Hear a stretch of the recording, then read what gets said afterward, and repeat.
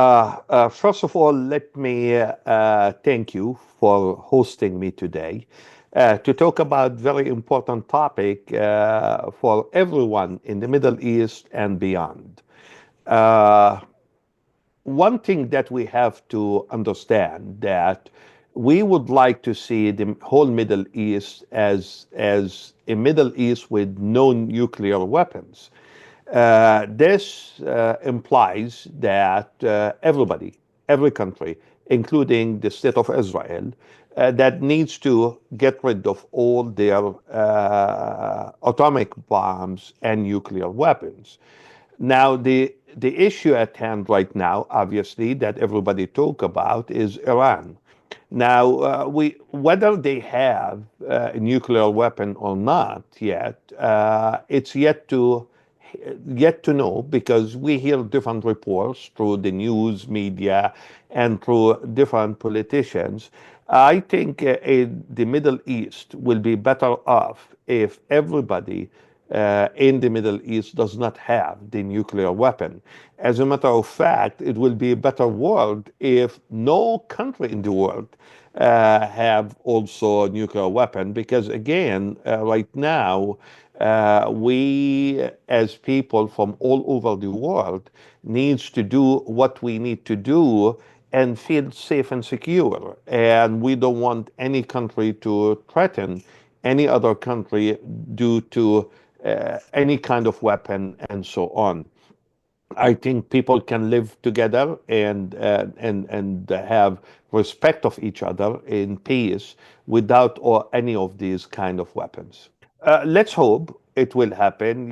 Also we need that the we need everybody to be honest about what they have, and we need everyone, as I said again, to be also clear about this issue, whether the nuclear weapon people and organization who are searching and trying to find out what Iran has, or also Iran, the same thing.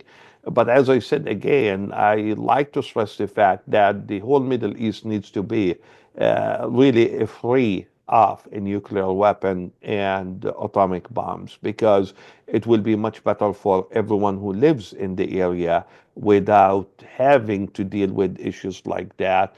We hear different stories on the news, whether a nuclear organization and proliferation are treating Iran in a fair way or not fair way, or they are taking the information and sharing that with the U.S. or other government. It's yet to also know whether those reports are accurate or not. But I do believe of course. If I'm, first of all, let's set the record straight.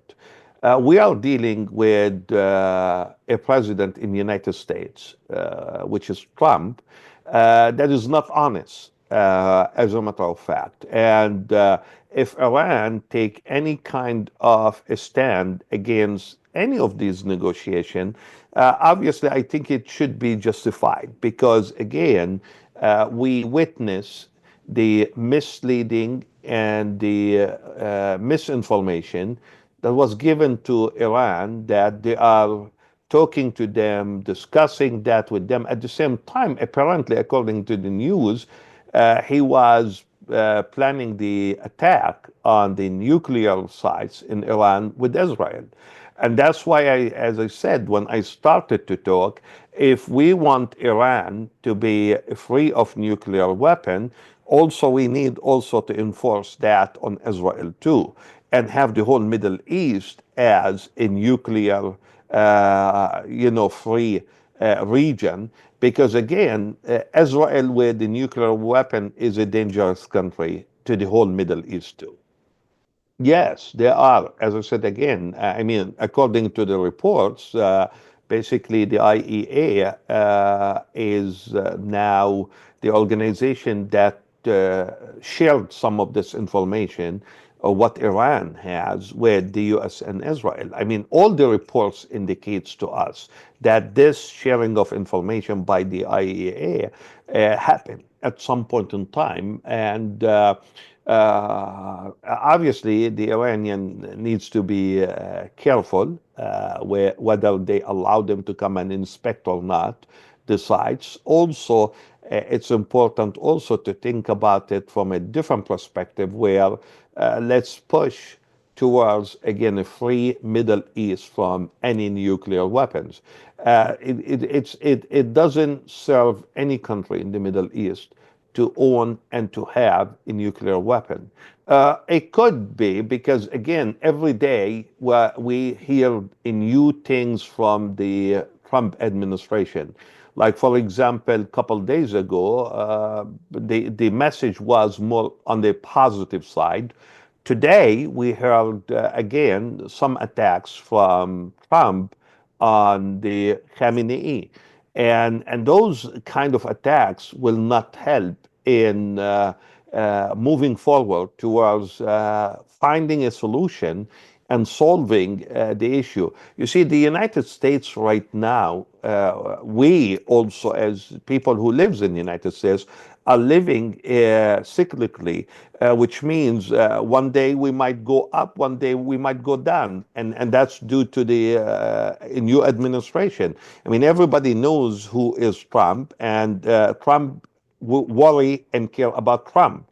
He doesn't care about anybody else. And this is a very important issue that we have to keep in mind. He's not a true politician like any other presidents in the United States before. And that's why we are seeing all these issues and these problems happening. Now, next week, we're talking about, some talks between the two countries. We're hoping they will reach an agreement that will be for the best for both sides and not necessarily just for the United States.